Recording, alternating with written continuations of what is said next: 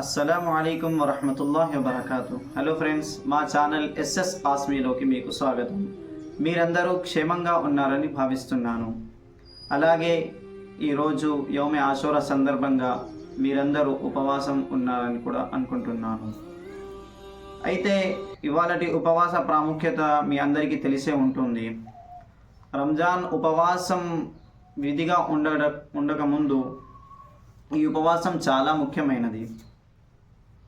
ఈ ఉపవాసం యొక్క ప్రాముఖ్యత ఏమిటంటే, చిత్తశుద్ధిగా ఉపవాసం ఉన్న వ్యక్తికి గత సంవత్సర పాపాలన్నీ పోతాయి.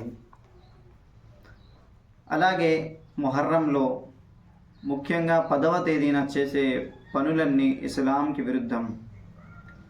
సయ్యిదనా హజరత్ హుస్సేన్ రజియల్లాహు తాలా అలాగే వాళ్ళ కుటుంబ సభ్యుల పేరు మీద చేసే పనులన్నీ ఇస్లాంకి వ్యతిరేకం.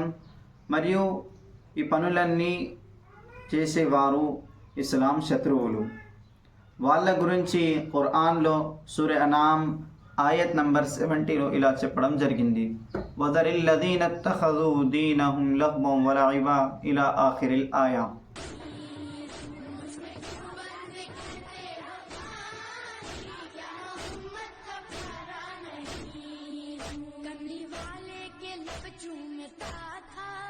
कितना प्यारा मेरा बचपना था, कमली वाले के लब चूमता था, कितना प्यारा मेरा बचपना था।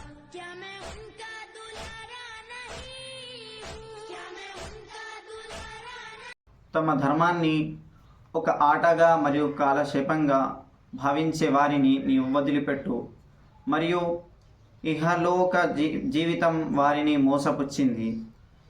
ఏ వ్యక్తి కానీ తమ కర్మాల ఫలితంగా నాశనం చేయబడకుండా ఉండడానికి దీని ద్వారా అంటే ఖురాన్ ద్వారా హితోపదేశం చెయ్యు. అల్లాహ్ తప్ప అతనికి రక్షించేవాడు కానీ సిఫారసు చేసేవాడు కానీ ఎవ్వడూ ఉండడు. మరియు అతను ఎలాంటి పరిహారం ఇవ్వదలుచుకున్నా అది అంగీకరించబడదు.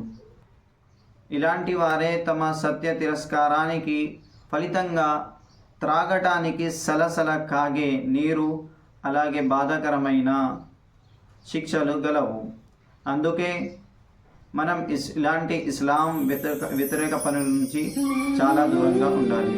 Thanks for watching. Subscribe to my channel for more videos.